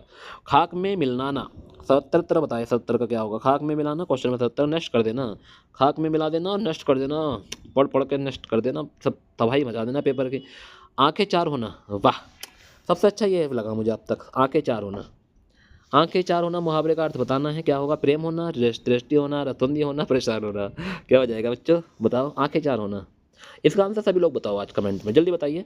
तो क्या होगा सर इसका? सही है, आंखें चार होना, प्यार होना या प्रेम होना, ठीक है, वेरी गुड, अच्छी लोग, ठीक है, मुहावरा है। संस्कृत के किस ग्रंथ का आरंभ श्री शब्द से तथा समापन लक्ष्मी शब्द से हुआ? वाह, संस्कृत किस कौन सा ग्रंथ है जिसमें श्री शब्द से प्रारंभ हुआ है, समापन हुआ है और लक्ष्मी शब्द से हुआ है? समापन लक्ष्मी शब्द से हुआ, प्रारंभ श्री शब्द से हुआ, ये पूछा आरंभ। क्वेश्चन नंबर 79 पर आ गए बच्चों, और क्वेश्चन नंबर 79 यूं ही बता देंगे आप। क्वेश्चन नंबर 79 का सही आंसर, तो क्वेश्चन नंबर 79 का सही आंसर हो जाएगा किरातर्जुनीय, किरातर्जुनीय है, ऑप्शन नंबर सी लगा दो, किरातर्जुनीय है वो वर्ड, कौन सा ग्रंथ है? किरातर्जुनीय, किरात अर्जुनियम बोलते हैं, किरात अर्जुनियम, अर्जुनियम। कालिदास के नाटकों में स्त्रियां तथा निम्न श्रेणी के पात्र किस भाषा में बोलते हैं? कालिदास के नाटकों में स्त्रियां तथा निम्न श्रेणी के पात्र किस भाषा में बोलते हैं? कालिदास के नाटकों में स्त्रियां तथा निम्न श्रेणी के पात्र किस भाषा में बोलते हैं? क्वेश्चन 80 का सही आंसर क्या होगा? संस्कृत में बोलते हैं सर, संस्कृत भाषा में, ऑप्शन नंबर ए लगा देंगे। इनमें से कौन सी रचना भारवी की नहीं है, बताओ? अभिज्ञान शकुंतलम, रघुवंशम, महाकाव्य, कुमार दश कुमार चरित्रम या किरातर्जुनीय? एक बार कमेंट करें क्वेश्चन नंबर 81 का सही आंसर। क्वेश्चन नंबर 81 का सही आंसर एक बार बताएंगे मुझे, क्या हो जाएगा क्वेश्चन नंबर 81 का सही आंसर? 80 का मैंने क्या बताया आपको? 80 का वी है, प्राकृत में बोलते थे 80 का वी, और 89 का सी हो जाएगा। हाँ, 89, ये गलत हो गया क्वेश्चन, ये सही कर लीजिए। कालिदास के नाटकों में जो होता है प्राकृत में होता था, ऑप्शन नंबर वी लगाना, ठीक है, प्राकृत भाषा में। एक का सॉरी, ये गलती हो गई मुझसे, एक छोटी सी आज पहली बार, तो अभी सही कर लेना, प्राकृत लगाना, 80 का बी लगा लेना। 81 का आप क्या लगाएंगे? 81 का डी लगाना, ठीक है, कौन सा लगाएंगे? डेटा, ठीक है, डी लगाना। संकल्प में कौन संधि है? संकल्प, सम प्लस कल्प, संकल्प, संकल्प, बताओ संकल्प। तो आप जानते हैं सर, व्यंजन होगी, सम प्लस कल्प हो जाएगी, सम प्लस कल्प, व्यंजन। हरिश्चंद्र में प्रयुक्त के संधि का नाम सही है? हरिश्चंद्र, हरिश्चंद्र का बताएंगे, हरिश्चंद्र, हरिश्चंद्र। संकल्प में व्यंजन हो गए भैया, हरिश्चंद्र बताना है, हरि ही प्लस चंद्र, हरि, हरि का अगर दो विसर्ग आ जाएंगे, हरिश्चंद्र, सा बन गया ना, ये सा जो आता है विसर्ग संधि का रूल है, ध्यान रखना। ये सा कौन से संधि का रूल है? विसर्ग, तो सा आ गया, तो विसर्ग में तोड़ दे, ये आ गया आंसर, बस ध्यान रखना, मैंने सा लिखवाएगा आपको। हरित्रात्र समास पद का विग्रह कौन सा होगा, बताओ? हरित्रात्र संस्कृत में करना है इसके विग्रह, बताओ कैसे करोगे? क्वेश्चन नंबर 84 का सही आंसर बताओ। क्वेश्चन नंबर 84 हरिणात्रात हो जाएगा, ऑप्शन नंबर सी लगा देंगे सर। लो, पितृ शब्द में सप्तमी सप्तमी में तीनों वचन के रूप क्या होते हैं? वाह, पितृ के। क्वेश्चन नंबर 85, क्वेश्चन नंबर 85 पर आ गए हैं, लगा दो। क्वेश्चन नंबर 85 का पितृ पितरो पितृषु, ऑप्शन नंबर बी। राज्ञा शब्द में कौन सी विभक्ति है, बताओ? क्वेश्चन नंबर 86, तो आप जानते हैं क्वेश्चन नंबर 86 का तृतीय विभक्ति है राज्ञा में, ऑप्शन नंबर सी ए लगा देंगे। नेक्स्ट है क्वेश्चन नंबर 87, बेसी आख्यान पद में कौन सा लकार है? लट लकार है, ऑप्शन नंबर ए लगा देंगे, ऑप्शन नंबर ए। बस, कृत्यमणु कृति इतने, यह है प्रथम विभक्ति का है, किसका है? प्रथम, ऑप्शन नंबर ए लगा देंगे, प्रथम, ध्यान रखना है। 88, 89 पर आ जाओ। गांव के दोनों रास्ते हैं, संस्कृत में सही अनुवाद क्या होगा? क्वेश्चन नंबर 89 पर आ गए। ग्राम में अभ्यस्त मार्ग सत्ती, ऑप्शन नंबर सी लगा देंगे सर। गांव के दोनों रास्ते हैं, ग्राम अभ्यस्त है, मार्ग सत्ती, मार्ग संति, ठीक है। लोग कबीर आदि भक्तों की ज्ञानश्राही निगुणियाँ आदि कहते हैं, वे प्राय भूल जाते हैं कि निगुणियाँ होकर भी कबीरदास भक्त हैं और उनकी राम वेदांतियों के ब्रह्म की अपेक्षा भक्तों के भगवान अधिक है, किसका कथन है? बताओ। क्वेश्चन नंबर 90 पर आ गए हैं। क्वेश्चन नंबर 90 का सही आंसर एक बार कमेंट करो और सही आंसर मुझे बताओ क्या होगा क्वेश्चन नंबर 90 का सही आंसर। तो क्वेश्चन नंबर 90 का जो सही आंसर होगा वो आचार्य रामचंद्र हजारी प्रसाद द्विवेदी, आचार्य हजारी प्रसाद द्विवेदी का कथन था, ये बात ध्यान रखना है। लोग कबीर आदि भक्तों को ज्ञानश्राही निर्गुणिया आदि कहते हैं, वे प्राय भूल जाते हैं कि निर्गुणिया होकर भी कबीरदास भक्त हैं और उनके नाम वेदांतियों कि ब्रह्मा की अपेक्षा भक्तों की भगवान अधिक मानते हैं, कथन किसका है? तो आचार्य हजारी प्रसाद द्विवेदी का ये बात है। रत्न खान के रचिता कौन है? रत्न खान के रचिता, क्वेश्चन नंबर 91 पर आ गए हैं। क्वेश्चन नंबर 91 का सही आंसर एक बार कमेंट करेंगे और बताएंगे क्वेश्चन नंबर 91 का जो सही आंसर होगा वो क्या होगा। तो लगा देंगे सी ऑप्शन लगा देंगे सर, मकुल्लूक दास, मलूक दास, ऑप्शन नंबर सी लगा देंगे। नेक्स्ट है, फिर शुद्ध प्रेमार्गिक सूफी कवियों में शाखा के सबसे पहले फिर जायसी हुए, जिनको पद्मावत हिंदी काव्य क्षेत्र में एक अद्भुत रत्न मिला। जायसी उनके पद्मावत के बारे में उपयुक्त मत किसका है? क्वेश्चन नंबर 92 में कहेंगे, लगा देंगे रामचंद्र शुक्ल का है। ऑप्शन नंबर सी लगा देंगे, रामचंद्र शुक्ल का है। किसका है? रामचंद्र शुक्ल। नेक्स्ट है, निम्न में कौन सा रचना कुतुबन द्वारा लिखी गई है? कल बताई थी मैंने, बताओ कुतुबन। तो कुतुबन, तो मृगावती जो है वो कुतुबन के द्वारा लिखी गई है, मृगावती कुतुबन के द्वारा लिखी गई, ये बात आपको ध्यान रखनी है। जबकि हंस जवाहिर कासिम शाह के द्वारा लिखी गई। किसके द्वारा? हंस जवाहिर कासिम शाह, लिख लो, हंस जवाहिर कासिम शाह के द्वारा लिखी गई। इंद्रावती नूर मोहम्मद, कासिम के पापा के नाम है, ये नूर मोहम्मद हमारे चाचा हैं, कासिम हमारा भैया है, चचेरा। जो हंस जवाहिर लिखी है कासिम ने, कासिम शाह है बस, ठीक है। हंस जवाहिर किसने लिखी है? कासिम शाह ने लिखी है, हमारे चचेरा भाई है। और इंद्रवती नूर मोहम्मद ने लिखी है, ये हमारे चाचा हैं, इन नूर मोहम्मद। ये बात आपको ध्यान रखनी है। क्वेश्चन नंबर 93 का सही आंसर सी हो गया, मृगावती। और चित्रावली बची है, चित्रावली आप जो जानते हैं उस्मान ने लिखी है। किसकी रचना? चित्रावली उस्मान की है, मैंने सब बता दिया आपको। हंस जवाहिर कासिम शाह की है, इंद्रावती कासिम के पापा की है, नूर मोहम्मद की हमारे चाचा हैं, ये हमारा भैया है चचेरा, और चित्रावली उस्मान की है। बस भक्तमाल के रचयिता बताने। क्वेश्चन नंबर 44 94 में आ गए हैं भक्तमाल के। तो क्वेश्चन नंबर 94 का सही आंसर एक बार कमेंट कर दे। क्वेश्चन नंबर 94 का सही आंसर जाएगा नावादास, ऑप्शन नंबर डी लगा देना। नेक्स्ट है, गोरुख जगो जोग, गोरुख जगो जोग, अगर ये जभक्ति भगाए लोग काव्य पंक्ति किस कवि की है? क्वेश्चन नंबर 95 पर आ गए हैं। क्वेश्चन नंबर 95 का जो सही आंसर होगा वो हो जाएगा तुलसी की है, ऑप्शन नंबर बी लगा देना। नेक्स्ट है, फटकी भूमि पद पर छाया, यह शोभाती राजती करी करी पद में भ्रंतिमान वसुधा कमल बैठी जाती। बताओ किसके? 96 क्वेश्चन में आ गए। क्वेश्चन नंबर 96 का सही आंसर हो जाएगा सूरदास की है। ऑप्शन एक बात बताओ मुझे, आज क्लास किस टाइम लगाए? 9 बजे से या 10 बजे से या 8 बजे से या 7 बजे से? एक बार कमेंट में बताओ मुझे आपकी क्लास किस टाइम सही रहेगी। 9 बजे चला शुरू कर दूँ, 9 बजे रहने दूँ, 8 बजे रहने दूँ, 7 बजे रहने दूँ, 7:30, 8, 8:30? बताओ समय, बताओ मुझे कमेंट में। सभी स्टूडेंट कमेंट में बताएं कि इस टाइम आपकी क्लास रखे जाए। रामचंद्र शुक्ल ने हिंदी साहित्य का इतिहास में दर्ज अशाप, क्वेश्चन नंबर 97 पे आ गए हैं। क्वेश्चन नंबर 97 का आंसर हो जाएगा नंदास, ऑप्शन नंबर ए लगा देंगे, नंदास। ठीक है, नहीं नंदास नहीं लगाएंगे, ऑप्शन अच्छा है। इन्हें पूछा है आचार्य रामचंद्र हिंदी साहित्य के इतिहास में दर्ज अच्छा आपके प्रारंभिक 4 कवियों का सही। हाँ, ये होगा ऑप्शन नंबर सी। 4 कवि ये हैं, डी सी वी ए। पहला कृष्णदास, फिर आएगा हमारा परमदत्त दास, फिर आएगा आपका सूरदास, फिर आएगा नंदास, ऐसे लगाएंगे। ठीक है, तो D C B A, option number C आ जाएगा, ऐसा आएगा। ठीक, निम्नलिखित में कौन सी रचना कृष्णदास की नहीं है? क्वेश्चन नंबर 98 पर आ गए हैं। क्वेश्चन नंबर 98 का जो सही आंसर होगा वो हो जाएगा ऑप्शन नंबर, अरे यार 97 क्या लगा दिया मैंने,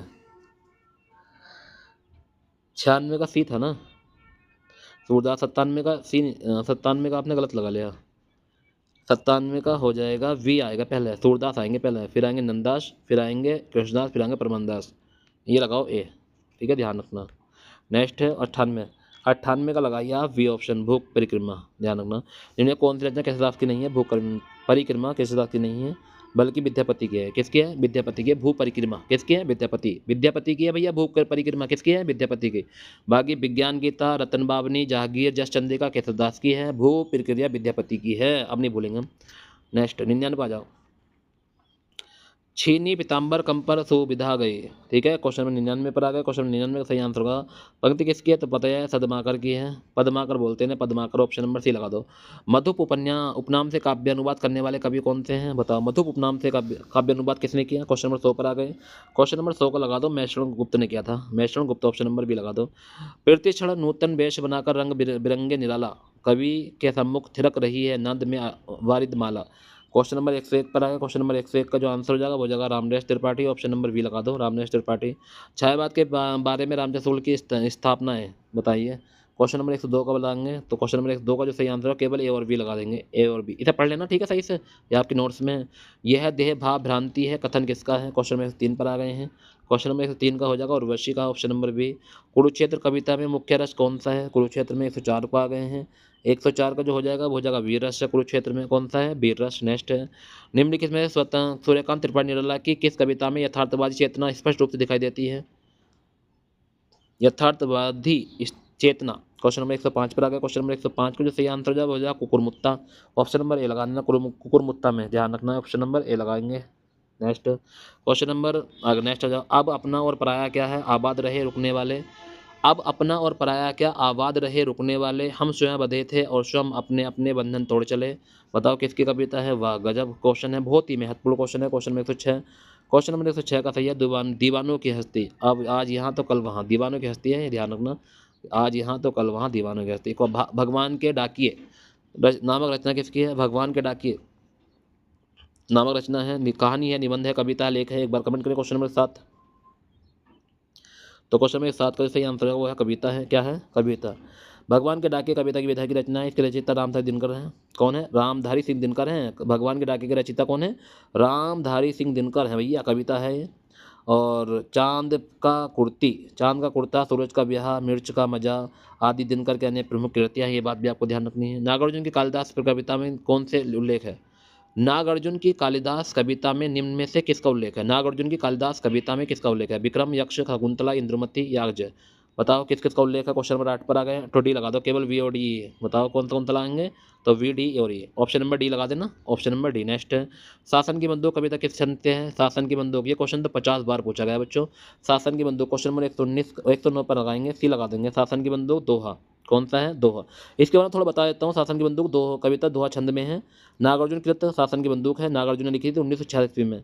और कविता युगधारा, ठीक है, युगधारा भी इनकी है, 1953 में लिखी थी उन्होंने। और काव्य संग्रह में संकलित है, ध्यान रखना ये बात भी, ठीक है। निम्नलिखित घटनाओं में से पहले और बाद में क्रम में ये व्यवस्थित कीजिए, पहले और बाद में। तो इसका इसका ऑप्शन लगा दो 1 से 10 का। 1 से 10 का क्या लगाओगे बताओ, एक बार कमेंट करो। 110 का सही आंसर क्या लगा सकते हैं आप। 110 का सी लगाना आप लोग, ठीक है। सी ऑप्शन में लगाना आप, कौन कौन से हैं, तो सी ऑप्शन में ये लगा देंगे आप, EAVDC, EAVDC इसे लगा देना सी ऑप्शन को, ठीक है। क्वेश्चन नंबर 10 में सी ऑप्शन लगा दो। नागरिक परिचालन सभा के स्थापक ये, ओ हो वाह, क्या कहूँ बस, इतने महत्वपूर्ण क्वेश्चन चल रहे हैं आज, बहुत ही महत्वपूर्ण क्वेश्चन चल रहे हैं बच्चों।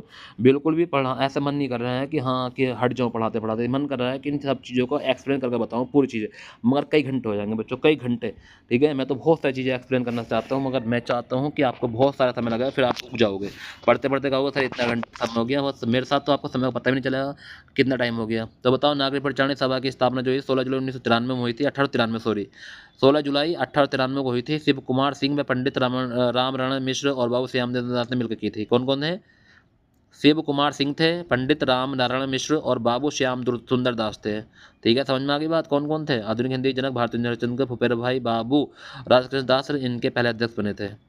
आधुनिक हिंदी के जनक जो है भारतेंदु हरिश्चंद्र के फुफेरे भाई बाबू राधा कृष्ण दास इनके पहले अध्यक्ष बने थे। अब आंसर लगाओ, आंसर क्या लगाएंगे, तो आंसर ये लगाएंगे सर हम यहाँ देख क्वेश्चन नंबर बी लगा देंगे। इसका कौन कौन थे, ये थे ए सी और ई, ध्यान रखना ए सी और ई। ए शिव कुमार सिंह, रामनारायण मिश्र और श्याम दास, लगा दिया। नेक्स्ट, एक निर्देशक की दृष्टि से आधे अधूरे ऊपर मुझे समकालीन जिंदगी का पहला सार्थक हिंदी नाटक लगता है किसका है। बताओ कितना अच्छा क्वेश्चन। क्वेश्चन में 112, क्वेश्चन में 112 का डी लगा दो, ओम शिवपुरी का है ऑप्शन। जिंदगी स्वयं एक महान घड़ी है, प्राय संध्या उनकी झुइयाँ हैं नियमबद्ध में। इसका आंसर डायरेक्ट लगा दो बच्चों, क्योंकि बहुत लंबा पॉइंट हो जाएगा। 113 का सी लगा दो। अंजलि द्वारा अनामिका में कहा गया था, अंजलि द्वारा अनामिका में कहा गया था, ऑप्शन नंबर सी लगा देंगे। नेक्स्ट है क्वेश्चन नंबर 114 पर, मेलाचल अनुसार बामन दास के मृत्यु स्थल को ग्रामीणों ने क्या रूप दिया था। क्वेश्चन नंबर 114 पर आगे, क्वेश्चन नंबर 114 का जो सही आंसर बताएंगे आप क्या लगाएंगे बताओ। 114 का लगाएंगे डी ऑप्शन, चेथरिया पीर का, चेथरिया पीर, ऑप्शन नंबर डी लगा देंगे सर, क्या लगा देंगे, ऑप्शन नंबर डी। नेक्स्ट है क्वेश्चन नंबर 115, इसे आपको मिलान करना है। सूची फर्स्ट को स्त्री पात्र है और पति प्रेमी पात्र है एक तरफ, तो सीले जो मिलाएंगे वो रत्न से मिलाएंगे। किससे मिलाएंगे, सीले रत्न से। लो मैं मिला कर दिखाता हूँ। सीले रत्न से मिलाएंगे और तारा मिलाएंगे असद से। किससे मिलाएंगे, अशद, ध्यान रखना है। कनक मिलाएंगे पुरी से, कनक पुरी से मिलाएंगे। उषा मिलाएंगे राजेंद्र से। बताओ कौन सा ऑप्शन लगा दूँ, तो आप कहोगे सर आपने मिलाया है, क्या क्या मिलाया आपने भैया, बी ऑप्शन में हो जाएगा, ठीक है। यानी कि पहला मिलाया है तीसरे से, आपने पहला तीसरे से मिलाया है तो 3 आ जाएगा शुरू में। फिर आपने पहला तीसरा हो गया, दूसरा मिलाया है पहले से, फिर तीसरा मिलाया चौथे से, और फिर चौथा मिलाया दूसरे से, तो 31 42 आ जाएगा। तो 31 42 कौन सा ऑप्शन में है, तो ऑप्शन नंबर बी में ही 31 42, हाँ सही है। तो वो 31 42 ऑप्शन नंबर बी में ही लगा देंगे सर, वेरी गुड, बहुत बढ़िया। कीर्तन राजभाषा की स्थापना कब की थी, मैंने कल बताया था आपको, इसका आंसर खुद बताओ आप। तो प्रथम राजभाषा के 7 जून 1955 हुई थी। बीजी खैर इसके प्रथम अध्यक्ष बने थे। बघेली बोली किस अभ्यरण से विकसित हुई? बघेली बताओ किस अभ्यरण से विकसित हुई है बघेली? तो आप लोग जानते हैं कि अर्धमागधी से विकसित हुई है। कौन सी से? अर्धमागधी। ध्यान रखना, इस क्वेश्चन लिख लेना, बघेली अर्धमागधी। और बघेली पूर्वी हिंदी की बोली है, ध्यान रखना। बघेली और अभ्यरण से अर्धमागधी। निम्न उच्चारण स्थान की दृष्टि असंगत कौन सा है? कंठे का खा का मूर्धन्य मूर्धन्य टाठा होते हैं। ये गलत हो गया भाई। क्वेश्चन में 18 का वी लगा देंगे गलत। इन्होंने पूछा है असंगत, तो क्वेश्चन में 18 का कौन सा लगाएंगे हम? वी लगाएंगे। असंगत यही है। इसमें मैं तो आपको थोड़ी बात और बता देता हूँ। देखो सौर सैन्य अभ्यरण से जो निकली ना, इसमें थोड़ी बात और सुन लो। सौर सैन्य अभ्यरण से निकली है पश्चिमी हिंदी, राजस्थानी और गुजराती। लिख लो इस पॉइंट को। सौर सैन्य अभ्यरण से पश्चिमी हिंदी, राजस्थानी, गुजराती। पेशाची अभ्यरण से लहंदा और पंजाबी। ब्रचंड अभ्यरण से सिंधी। खस अभ्यरण से पहाड़ी, कुमाऊनी और गढ़वाली। खस से पहाड़ी, कुमाऊनी, गढ़वाली। महाराष्ट्र अभ्यरण से मराठी और अर्धमागधी से पूर्वी हिंदी और मागधी से बिहारी, बंगाली, उड़िया, असमिया। तो बघेली आपसे पूछी थी, तो बघेली आपकी किस में आती है? तो आपको ध्यान रखना है।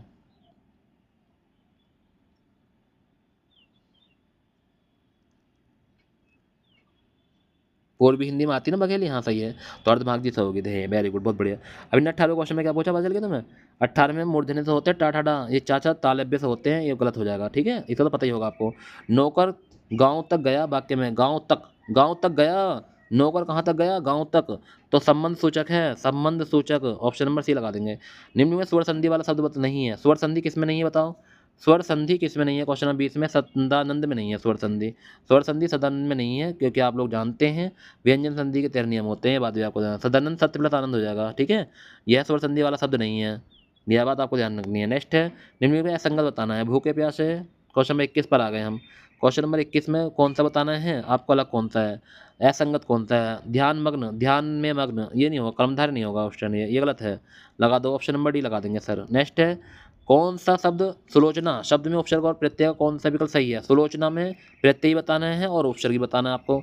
122 का सी लगा देंगे। सु उपसर्ग है और प्रत्यय आ सुलोचना में।